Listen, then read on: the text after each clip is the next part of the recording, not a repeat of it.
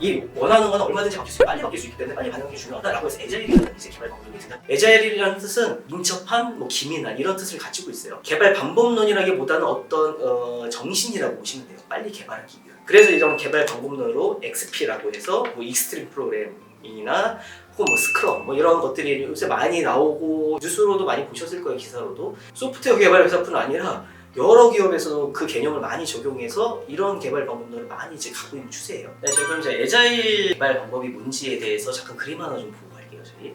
이게 폭포수랑 각 단계는 크게 다르지 않아요. 개발의 단계들이 되게 작은 단위로 모여서 여러 번을 수행하는 이런 그림으로 되어 있죠. 이게 핵심이라고 저는 생각을 해요. 그러니까 애당초 하나하나를 요구사항 만들어야 될 거를 줄이지 않은 거죠. 줄여서 여러 번 자주 반복하자는 게 핵심인 거예요. 그러니까 예를 들면 요구사항이 100개 있어요. 그럼 100개를 다 구현하는데 시간이 1년 걸려요. 그러면 그 중에서 한 3개만 추려요. 한 달 안에 그 3개만 먼저 만드는 거예요. 그래 놓고 하나를 분석해서 설계 잘 해가지고 구현해서 고객한테 제공해서 어때요? 물어보고 잘 이거 괜찮아요 여기까지는. 그럼 또 그 다음 단계 또 들어가는 거고. 스크럼 같은 데서는 이 동그라미 하나를 어떤 이제 스프린트라는 이제 단위로 이제 표현을 해서 단계를 구분을 하는데 이거는 명칭은 개발 방법론마다 좀 차이가 있을 수 있어요. 어쨌든 중요한 거는 작은 단위를 쪼개서 여러 번 반복한다. 이게 핵심인 거고요. 즉 각 단계가 없이 그냥 빨리 개발하는 게 아니라 그 작은 반복 안에 각 단계들이 이제 다 녹아 있는 거죠.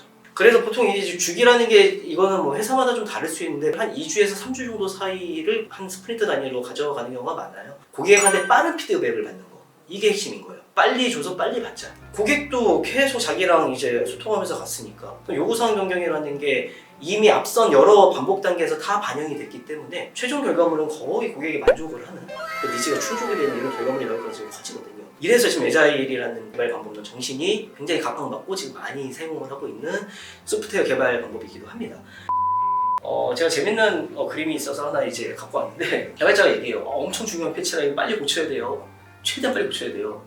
근데 운영부서에서도 이렇게 얘기해요. 그렇게 왜 버그를 만들어요? 지금 패치하려면 다 문제 많아요. 지금 내일 점검까지 기다려주세요. 근데 이게 내일이면 다행인데 일주일 동안 안 돼요. 다음 주에나 나갈 수 있어요. 이러면 다음 주까지 못 나가는 거예요. 개발부서에서는 속이 타지만 운영부서에서 막았으니 최종 단계에서 막혔으니까. 이런 것들이 실제 진짜 많이 발생을 하고 에자일을 하는 부서에서도 또 많이 발생을 해요. 이거는 개발 부서를 넘어가는 영역이기 때문에.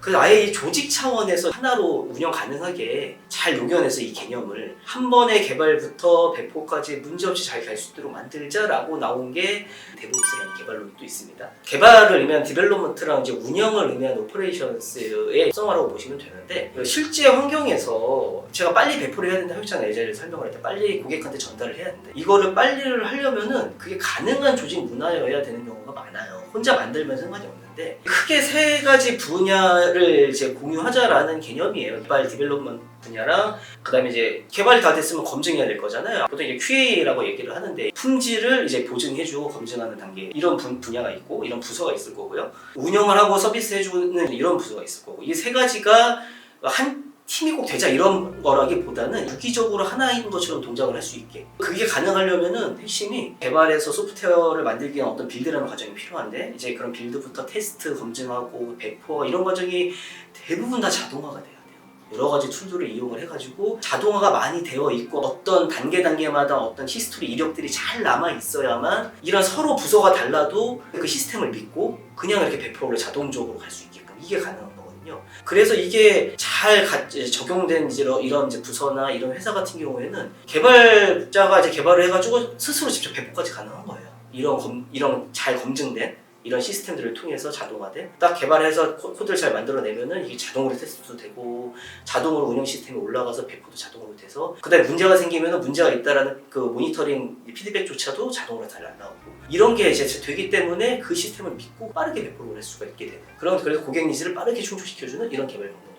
중요한 거는 이제 이 정신인 거거든요. 이 모두가 이런 필요성을 인정을 하고 각자 회사 상황에 각자 부서 상황에 맞게 이런 걸 잘 적용해서 녹여내는 게 핵심인 거예요. 이 개발로는 이게 그 부서가 나눠져서 문제는 팀을 하나로 합치자 이러면 안 되는 거예요. 이런 게 아니고 그냥 상식적으로 생각을 해도 개발자가 개발도 하고 QA도 혼자 하고 운영도 혼자 할 수 없잖아요. 한 명이 혼자 다 알아가 아니거든요.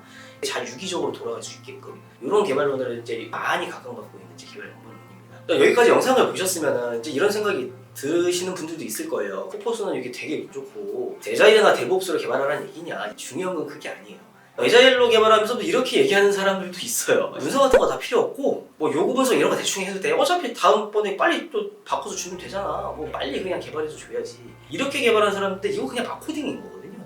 예전 마코딩에 다를 게 없잖아요. 그냥 내가 만들고 싶은 대로 빨리 만들어서 주고 잘못됐으면 다시 만들고. 진보된 개발론이 아닌 거죠. 어떤 SRS니 SDS니 이런 형식은 중요하지 않아요. 그래서 이런 문서 형식은 간소화될 수도 있어요. 다른 이름의 형태로. 하지만은 이런 문서 자체가 그냥 없어지는 거다라고 생각하면 좀 굉장히 곤란한 거예요. 이런 부분들이 분명히 또 필요한 것들이 있는 거거든요. 개발을 위해서. 그래서 뭐 테스트 뭐 안 하고 막 배포해도 되는 게 아니에요. 고객이 뭐 문제 생기면 바로 피드백 오면 다시 고치면 되지. 이게 또 에자일인 게 아니에요. 오히려 할 게 더 많아요. 에자일로 개발하게 되면. 난 구현만 하는 사람이니까 검증은 QA팀에서 알아서 해주겠지.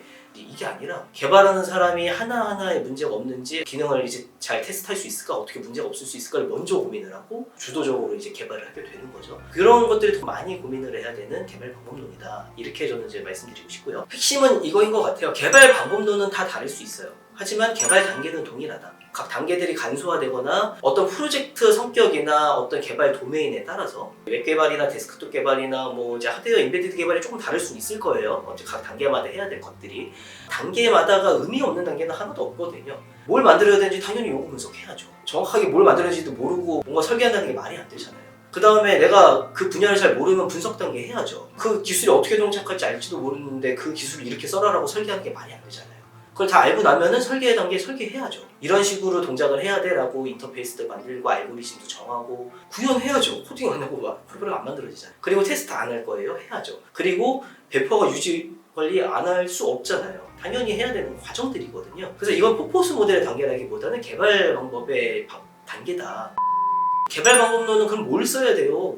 어떤 개발 방법론을 해야 돼요? 이런 뭐 의문이 생기실 수도 있는데 프로젝트 성격에 맞게 정의하시면 돼요. 예를 들면은 요구사항이 거의 변한 일 없어요. 그리고 최초 설계한 그대로 소프트웨어가 나와야 되는 저의 로켓 제어 프로젝트 그대로 설계대로 나와야 되는 거는 포포스가 적합하겠죠. 두 번째는 수시로 어떤 요구사항이 변경되거나 추가될 수 있는 예를 들면 페이스북 같은 이런 소셜 웹 앱 같은 이런 프로젝트들도 있어요. 심할 때는 하루에 10번도 넘게 패치도 한대요. 그 다음에 이 둘 사이 어딘가에 위치할 여러분들의 프로젝트가 있겠죠. 좀 시행착오를 거쳐보면 되잖아요. 하나를 선택할 수 있는 이런 이제 통찰력이 생길 때까지 고민을 하면서 좀 정하면 좋을 것 같고 마지막으로 여러분한테 드리고 싶은 말씀은 개발 단계를 생략하지 마라. 이 말씀 드리면서 오늘 이제 영상을 마치려고 합니다. 네, 정말 영상 도움이 되셨으면 좋아요랑 구독 잊지 마시고요. 다음에도 더 좋은 영상으로 찾아뵙겠습니다. 감사합니다.